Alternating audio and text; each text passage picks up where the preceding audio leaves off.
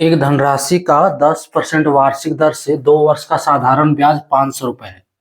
समान समय के लिए समान दर पर समान राशि पर चक्रवृद्धि ब्याज क्या होगा। हेलो डियर्स, डिस्कस कर रहे हैं एप्टीट्यूड और टॉपिक जो है वो है चक्रवृद्धि ब्याज और साधारण ब्याज, दोनों से जुड़ा हुआ है। ठीक है, दोनों का कॉन्सेप्ट आना चाहिए इस प्रश्न के लिए।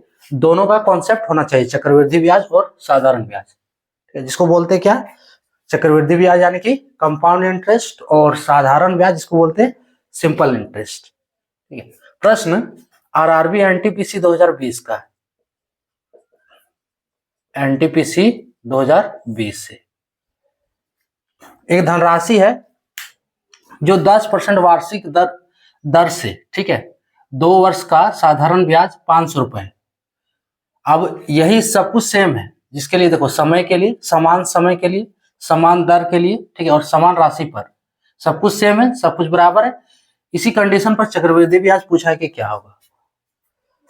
तो इसमें दो फॉर्मूला का सिर्फ यूज है, साधारण ब्याज और चक्रवृद्धि ब्याज का फॉर्मूला आना है। सो पहले हम क्या करेंगे, साधारण ब्याज से कैलकुलेट करेंगे। साधारण ब्याज क्या होता है,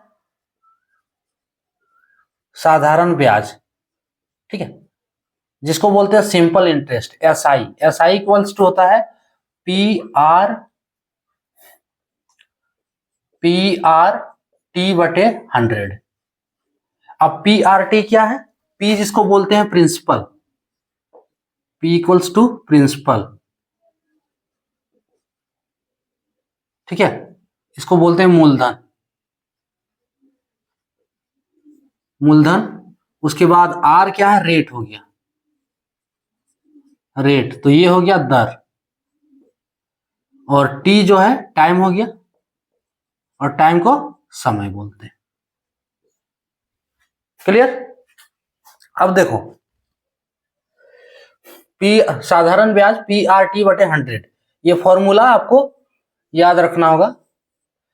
साधारण ब्याज का वैल्यू दिया हुआ है, देखो साधारण ब्याज 500 है, एसआई बराबर दिया है कितना, 500 रुपए, है ना, एसआई बराबर 500 रुपए। और क्या दिया है, 10% वार्षिक दर से, यानी कि रेट आर, आर बराबर कितना दिया है, 10%। और एक कंडीशन क्या है, 2 वर्ष, टी इक्वल्स टू 2 वर्ष, 2 ईयर्स, है ना। अब यहां पे इस फॉर्मूला के अनुसार हम इसको पुट कर देते हैं, तो एस आई बराबर 500, सो 500 नीचे बना रहे हैं, यहां क्लियर होगा। 500 बराबर पी आर टी, पी हमको निकालना है, पी नहीं दिया इसके लिए, है ना, किसी धनराशि, देखो एक धनराशि, तो धनराशि दिया नहीं, पी निकालना होगा पहले, और इस पी को निकालेंगे तभी हमारा चक्रवृद्धि ब्याज निकलेगा। ठीक है, सो पी इंटू आर बराबर 10 इंटू टी बराबर 2 बटे 100। यहां से P इक्वल्स टू और P इक्वल्स टू क्या होगा, कोना कोनी गुना क्रॉस मल्टीप्लीकेशन जिसको बोलते हैं। सो 500 गुने 100 डिवाइड, ये इधर आएगा नीचे आएगा, सो 10 गुने 2 हो रहा है नहीं, ये कैलकुलेशन तो आता है ना, और नहीं आ रहा है तो देखो, ठीक है, कोना कोनी गुना करेंगे तो 500 गुने 100 होगा, ठीक है, और 10 गुने 2 इसके नीचे, यानी कि इससे डिवाइड हो जाएगा।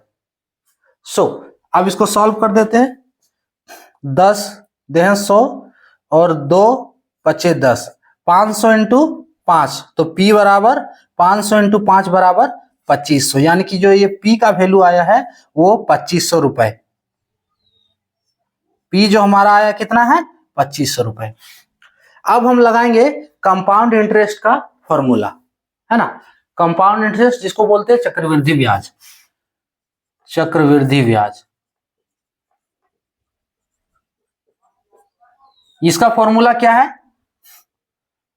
CP equals to compound CI, CI equals to होता है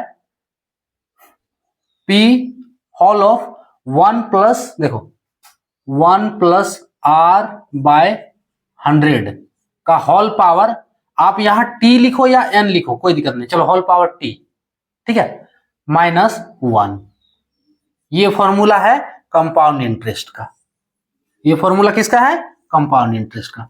अब देखो हमको निकालना ही है, चक्रवृद्धि ब्याज निकालना है, क्या होगा पूछा यही है, चक्रवृद्धि ब्याज क्या होगा। तो हमें ये सब सारा जो है इक्विपमेंट पता होना चाहिए, है ना, क्या क्या है। तो P हम निकाल लिए अभी 2500, R सेम बोल रहा है, T भी सेम बोल रहा है, तो R यानी कि rate, T time, R same बोल रहा है यानी कि यही R लेना है, T भी सेम बोल रहा है, यही 2 वर्ष लेना है, वैल्यू पुट करके निकालना है। सो CI इक्वल्स टू क्या होगा, P के जगह पे 2500,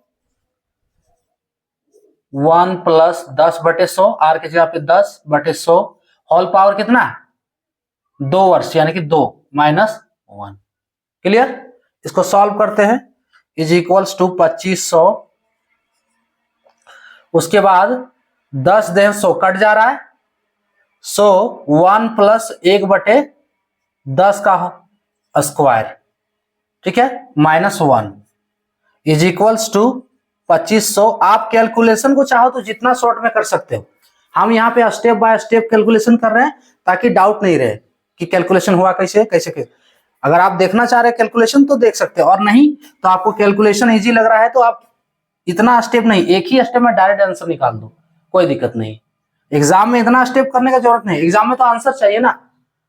आप कैलकुलेशन जितना कम स्टेप में कर सकते हो, जितना जल्दी कर सकते हो आपके लिए बेटर है, ठीक है। हम यहाँ स्टेप बाय स्टेप कैलकुलेशन कर रहे हैं क्योंकि अभी आपको बताना है कि करना क्या है।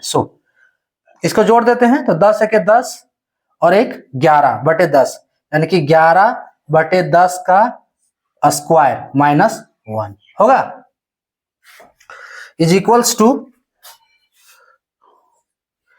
यहां से फिर कर दे रहे CI इक्वल्स टू जो आया है 2500 गुने 11 का स्क्वायर करेंगे तो 11 गुने 11 121 बटे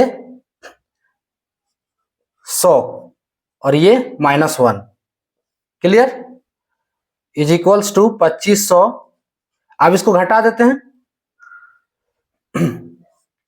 121 माइनस 100 बटे, बटे 100 होगा ना, यही कितना हो जाएगा, इज इक्वल्स टू 2500। देखो हम स्टेप बाय स्टेप पूरा कैलकुलेट, एक स्टेप कैलकुलेट कर रहे हैं। 121 माइनस 100 तो 21 हो गया ये, और ये इधर नीचे 100, ठीक है, ये कट गया। अब 25 गुने 21 गुना कर दो, 25 गुने 21 करते हैं, कितना हो जाएगा, ये हो गया 25 का 25 और ये 25 दूनी 50, 5 2 5, 525 आ रहा। फाइनली 525 रुपए होगा इसका कंपाउंड इंटरेस्ट, है ना। सिंपल इंटरेस्ट जिसका है 500 रुपए, उसी समय के लिए, उसी दर के लिए, उसी राशि पर उसका कंपाउंड इंटरेस्ट जो पूछा है वो कितना होगा, 525 रुपए होगा। ऑप्शन बी आपका करेक्ट होगा। क्लियर, इसमें करना क्या है, सबसे पहले जो दिया है हमारा, है ना, क्वांटिटी जो दिया है उससे हमें दिया क्या है, SI दिया है, R दिया है, T दिया है। हम SI का फॉर्मूला लगाएंगे साधारण ब्याज का, और उससे हम लोग प्रिंसिपल निकाल लेंगे, मूलधन जिसको बोलते हैं। अब वो मूलधन निकाल के हमें निकालना है चक्रवृद्धि ब्याज, तो चक्रवृद्धि ब्याज का फॉर्मूला लगाना है और सारा वैल्यू पुट कर देना है, ठीक है। पुट करोगे, हम कैलकुलेट किए हैं ऑलरेडी एक स्टेप पर, जब पुट करेंगे तो कैलकुलेशन के बाद हमारा जो CI निकलेगा वो 525 रुपया होगा। क्लियर, तो ये था टॉपिक। चाहिए।